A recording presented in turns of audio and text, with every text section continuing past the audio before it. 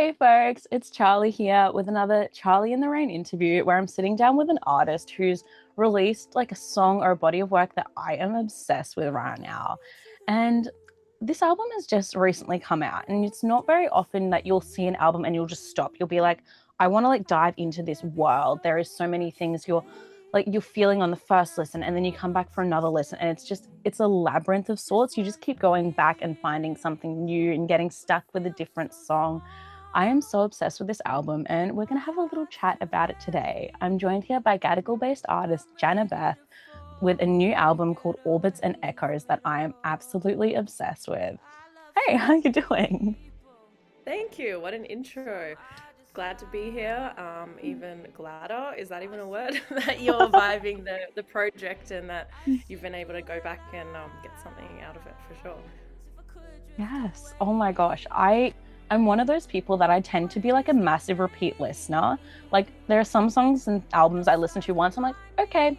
But when I get sucked in, I'm in there every day, multiple times a day listening. I have done that. We've been out for a couple of days now. I've been going back in and re-listening and re-listening. I am loving Orbits and Echoes. Can you start off by telling us a little bit about this album? We've got 7 tracks. They all sort of feel a bit different. It's not like some artists where every song kind of sounds like a different version of the same thing. We've got a few different vibes, a few different feelings happening through this album. It's a bit like a journey. Can you take us through it? Yeah, I do feel like it is a bit of a journey and a bit of a journal. The way that the album came together was in line with the idea of kind of letting the songs come, freestyling, which was a big part of my early kind of writing of music, but I did a lot of it live, not so much of it in the studio. So it was really great to have that be the process, and I think that's why it kind of all came out the way that it did. Originally, we wrote 10 songs in 10 days in Aotearoa, Auckland, with Andrew Andrew Meyer on production, and I had met him super briefly at Offbeat Collective. Then gave him a call a few weeks after that. I was trying to put together these existing demos that I already had. So I sort of thought that was the plan, to go there and finish those ones. When I got there, we ended up writing multiple new ideas every day.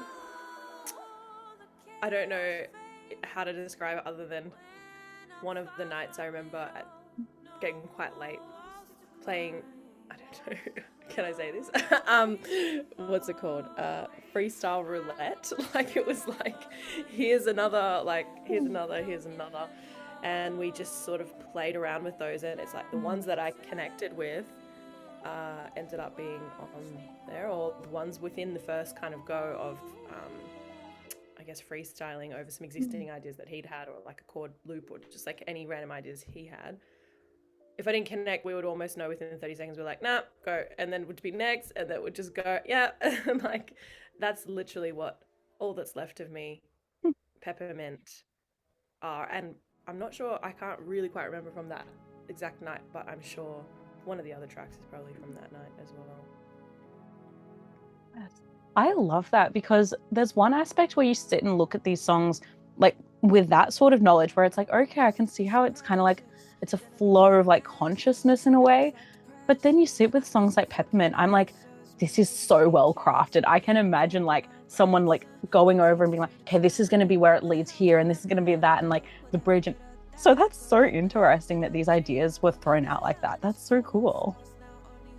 Yeah, that one's definitely largely stream of consciousness. I don't think I changed or tweaked anything like flow wise from that. I think the trickiest bit I kind of nailed was right before the drums kind of came out, but essentially that was all very stream of consciousness. That is so cool, because I was like listening to this album and I'm like, there is something I'm feeling and I can't quite like put it down right now. And then I was reading this like review of the album, and I think it was Susie Scribbles, and it was written like, it feels like such a unique and like new and fresh piece of work, but there's also that sort of like underlying sense of nostalgia that grounds it. And I was like, yeah, I'm feeling that because I've never heard this before, but it's fitting. It's like a sort of puzzle piece in a broader puzzle that we're yet to figure out what it is. And I felt that was like a really good way of putting it, because I'm someone who really resonates with like space motifs and like moon, and I'm a big lover of spiders. I was named after Charlotte from Charlotte's Web. So it's like this album and all the imagery and motifs you've got popping up here, especially all the moon and space stuff, I was eating it up. So I feel like that really resonates with me. Can you tell us a little bit about these motifs, the astronomical aspects, the little spider mention? What's this like broader web, for lack of a better word, through the album, and what does that mean to you to have all these space sort of motifs? I think these are the things that have, oh my God, orbited me in my life and my inspirations and affected my perspective ever since I was super young. I do remember being just fascinated with space and the stars from a really young age. And from there, I think I started to understand a perspective where if I had like shit going on, I would zoom myself up all the way out to space and look back at me. But I'd also do the reverse, and I would go and like sit in the garden and like notice all the spiders, notice all the small things around me, and just kind of have this way of grounding myself, but also zooming myself all the way out to space and kind of looking back. And so that was a fun thing that I've done my whole life that I think as I've gotten older, I've realized like how cool that is to have that perspective. And I think for a period of time, I kind of maybe forgot about all of that. And this record was really like, wait, it's all just sitting right there. And this is the place that I create from. And that was the wavelength that Andrew and I were on. It sort of just opened everything up that I feel like in a way it doesn't feel like we rewrote those things together. It was very much like a coming through. And what it did for me energetically here was just realizing that I truly have nothing else to prove to anyone, but that's because I have nothing else to prove to myself. And that really was because over the last few years I have took a more conscious step away from music creation, being in the studio, and being super active in the practice. I mean, I think there's always a little bit of activity fluttering on the sides of just how you are, but in terms of jumping in the studio and to run a studio and to start a label and to be there at the final years of Elephant Tracks and to manage like beautiful artists like Deborah, who I just wanted to be there for and build this thing. And I feel like it all happened at the same time, because whilst that was a conscious decision, it was not an easy decision. It was one that still caused pain for me, because I was all of a sudden not this full version of myself, or maybe some of the artists that I was meeting really wouldn't quite have an idea that, hey, actually this is who I am as well. And I think that led to maybe that slight need to prove self feeling. But yeah, after sooner that literally came back from 10 days writing together and that feeling had just dissolved, I feel like I fully stepped back into myself fully, and all that's worth Yes, I love that. I feel like there is so much wisdom just to unpack in that. So I can't wait to like sit down, re-listen to that, and just like have my little notebook and be taking notes on that, because that's such like a self-realized statement you've just made there. I love that. Often I'm just going around like,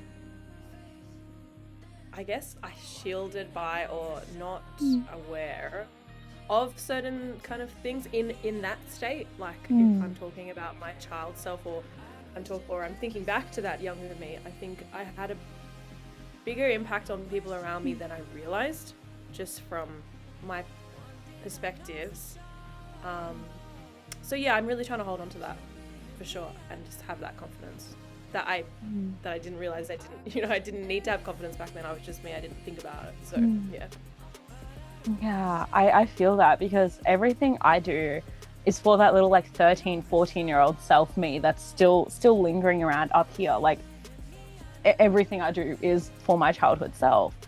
And then I think about stuff like that. I just turned 21 the other day, and I'm kind of just like, I'm going back like 7-8 years with everything I do. I'm like, what's going on? But yeah, I love the way you've put all that together. As I said, I'm such a sucker for all the space motifs, so I'm definitely going to be coining a lot of what you just said. Amazing. Well, happy 21st. 21's my favorite number. And even as I just turned 30, like a few months ago, whenever it was, it's the same thing, I think, around these ages that are sort of the big ones that we turn. Yeah. Yeah, I think we're just aware of a lot that's going on for us. And hey, I don't know if I'm wrong, but what day did they just go around the dark side of the moon? Because I feel like it might have been on release day, or at least like I was very busy that week with one-off tracks, so I wasn't as up on cool stuff that was happening, or even anything that was happening in the news. But yeah, I think we might need to look at what date that was, because I have a feeling it potentially is around release date, and to have a song like Fly Me to the Moon come out when they're literally flying people around the moon is the woo-woo I want to be tapped into. Yeah, wait, that's actually such like one of those serendipitous things where it's like something out there lined up. I love that.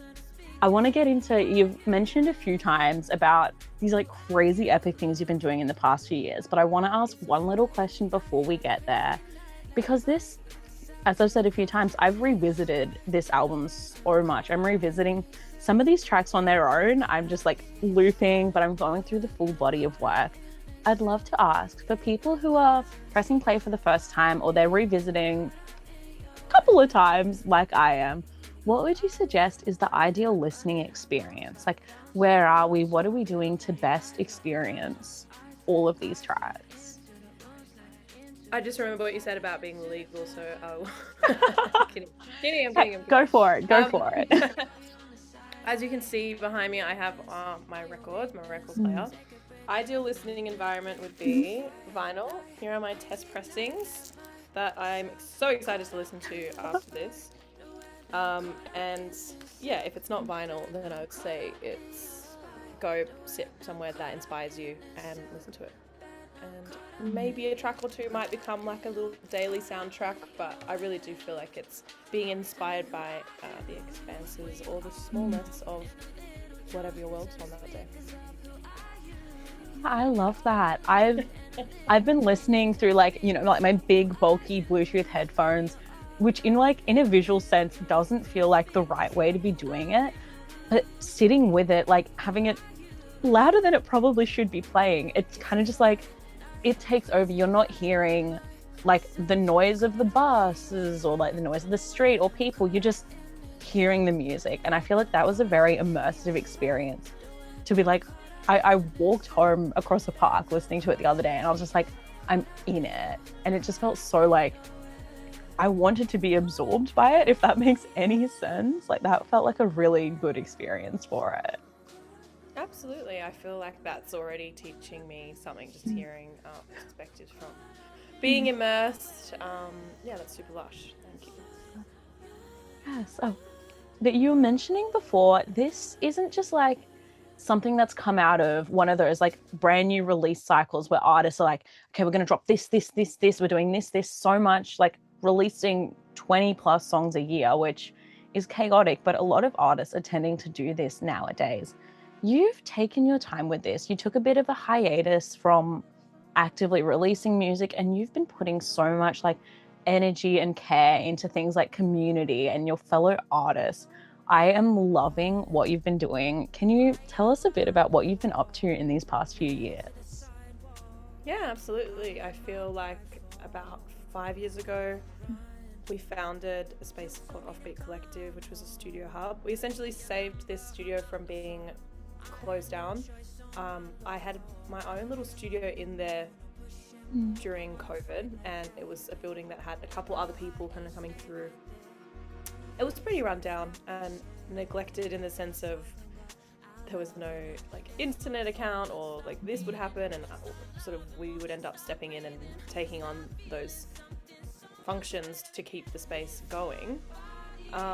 It was still great. I mean, it has been a studio there for a long time. Sometimes people come through now and they're like, oh, I think I recognize this place from like 10 years ago or something. So yeah, it's been a part of a very active area in Marrickville that had and hosted so many DIY artist spaces, studios, radio stations. I mean, Elephant Tracks was around the back, so this is that whole kind of quarter where Red Rattler and Golden Retriever still are. Unfortunately, that's kind of like where we're at now. It's them and us. Other places have moved or completely been moved on, which is sad because they're still sitting empty now. Those leases where I know personally so many people lost their studios. It's just been going empty and empty around. Someone will sell it, someone will put it for lease, someone will sell it. It's been like 2 or 3 years ago now, it feels. So basically what happened was we were all about to get kicked out of this space. There was an issue with the kind of head lease person. Then I managed to call the real estate and just be like, we really have been here dreaming up what the potential of this space could be. And we want to take it over. And so basically they were interested for us to do that if, but we had to start a company because that's like a commercial lease. So even just from where I was at, obviously dreaming up, wanting what the space could be, was always imagining what it would be for everyone. Not even what it would be as a business, you know? So it's funny that the distinction of stepping in to found something in a company sense literally came as a piece of admin to secure a building that we needed to do what we did. So yeah, it's been 5 years now of running that space running itself as well, learning so much and having so many people around us, having flagship programs like One-Off Tracks, Riding Camp, which is just like such a highlight and the thing that I'm just off the back of now and slightly on burnout from, but it was amazing.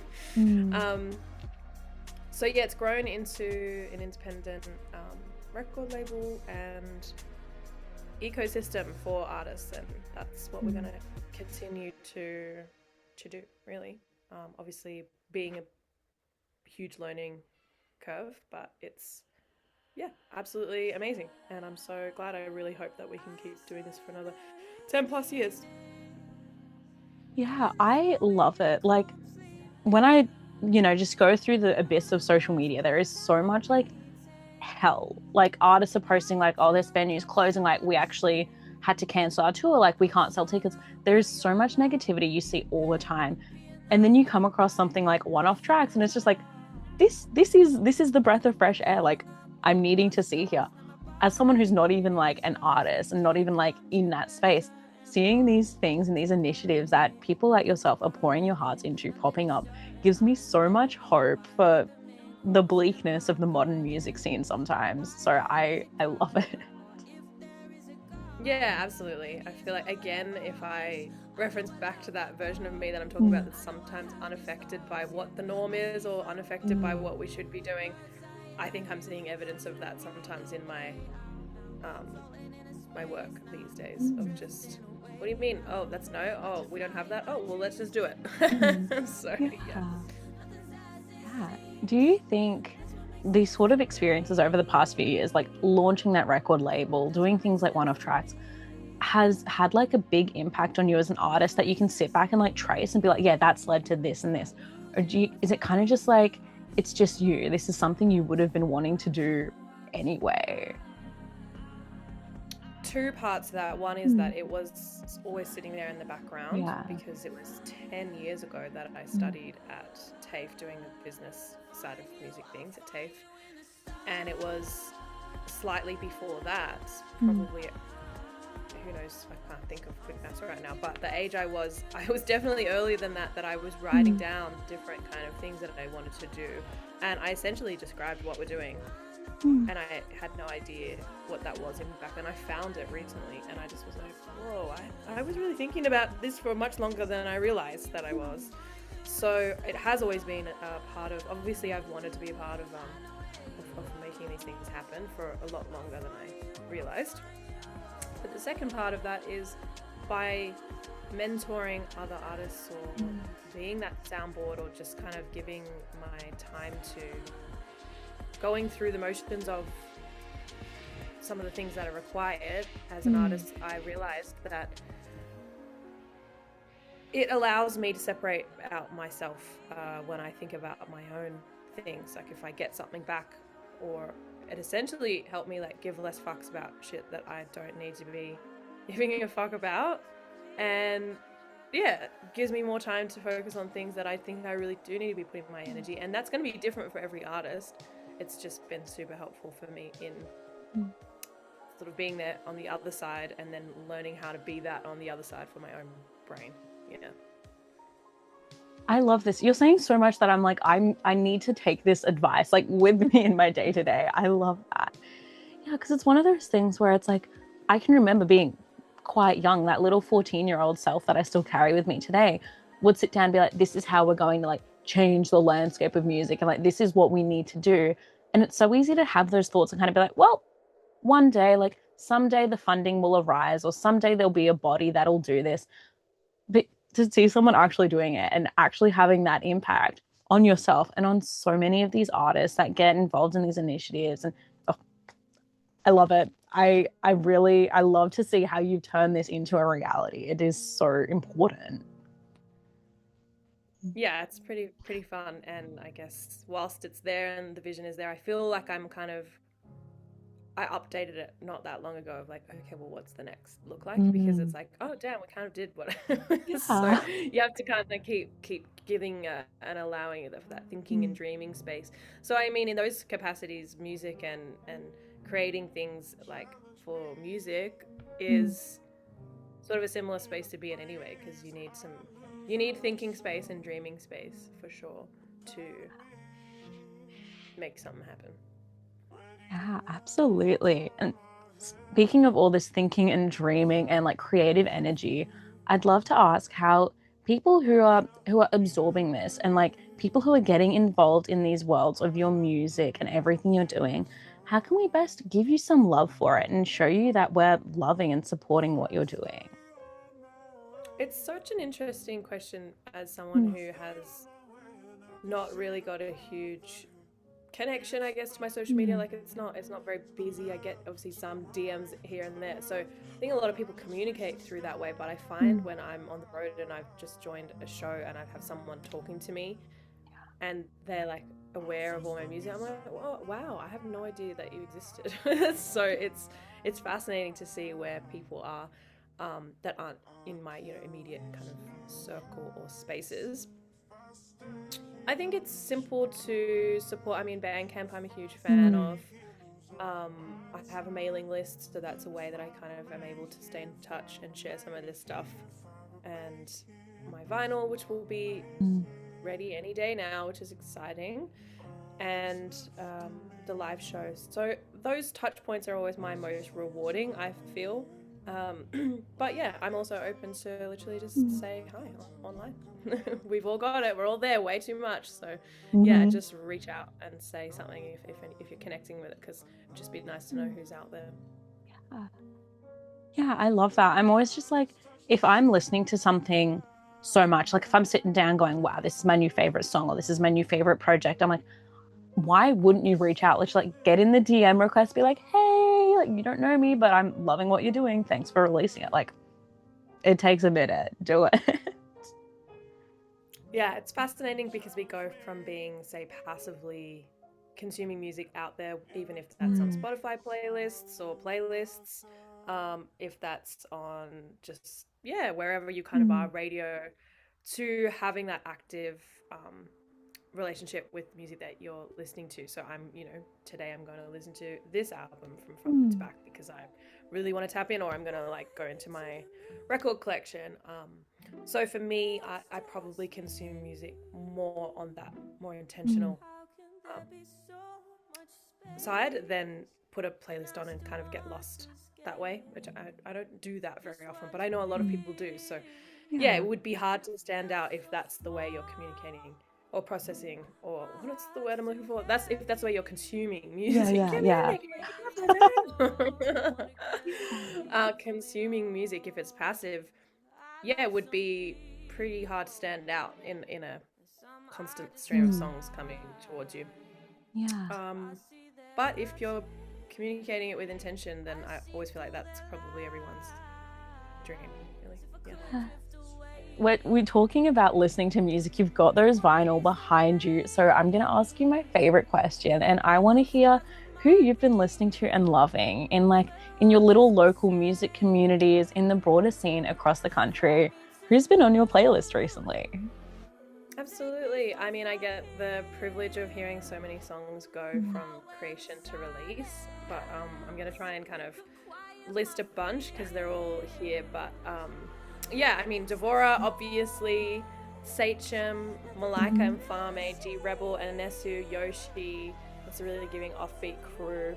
Minty, Solo the Robot, AKL Mads, such an amazing producer and artist from Auckland. Serene, Soul Child, Patience. Pretty much the whole One Off Tracks list. If you go through there, there's 30 amazing artists this year, but there was 30 previous. We've got 4 years worth of incredible artists there. Jamaica. More on the electronic tip and maybe where I'm kind of getting inspirations from. I have Rona. She's doing some incredible things and like releasing incredible music. Hermitude are just about to drop their album. I'm so keen.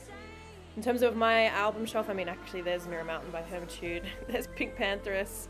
Who's that one? Oh, that's Little Sims. A lot of UK artists and music there. Janelle, who I've been collaborating with, is just an incredible musician. So there's just so many, really. I could spend the whole time just listing people that I'm absolutely inspired by. But I think there's ones that I've carried with me for a long time, artists like Subtract and Sampha, Little Dragon. They're sort of more on that inspiration trip of the project. I mean, Frank Ocean's, Mac Miller. But yeah, I think I could just continually talk about it forever. I really liked the Blood Orange record that came out a couple of months ago. And there's a few on my list that I need to catch up because I've had a crazy busy 2 weeks. But I now have over 2 hours of demos from the writing camp, which I'm like mind blown. So yeah, I feel like I listen to a lot of unreleased music, and I'm so lucky. But yeah, I'm definitely an album and project person for sure. I love that. Like you mentioned, there's so many influences in there. There's also such like a broad range of influences. Some artists you can really tell like, oh yeah, you've picked like this specific niche, but you've got such a variety, which I think really shows when you listen to these 7 tracks and there's so many different vibes and different moments going on. I love that. Thank you for sharing those recs. Thank you for having me. Yes, no, as I said, I'm really loving this body of work. If you're watching and you're based in Gadigal land, there is a live show that you need to get yourself to on the 9th of May. I'm going to be up here in Mienge in Brisbane, like watching through Instagram stories and living vicariously through like the live experience of this release. Thank you so much for making the time to chat all about it. Thank you for doing what you do, and yeah, I appreciate you, and yeah, come to the show. Thanks everyone.